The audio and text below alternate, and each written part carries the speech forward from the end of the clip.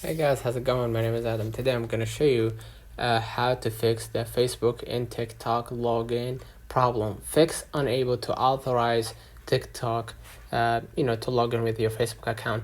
So one of the ways to fix our problem, first you need to go back to your screen and then go ahead. Sorry, let me close this window.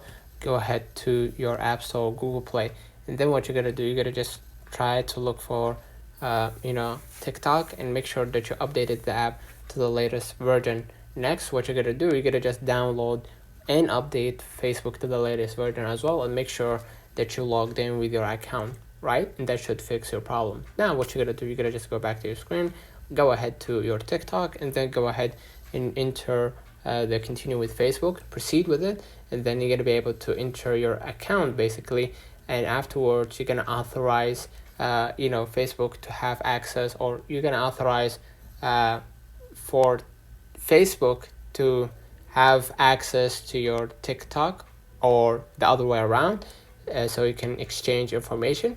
And then basically now you're gonna be able to log in with your account. So let me know in the comments if this video helped you.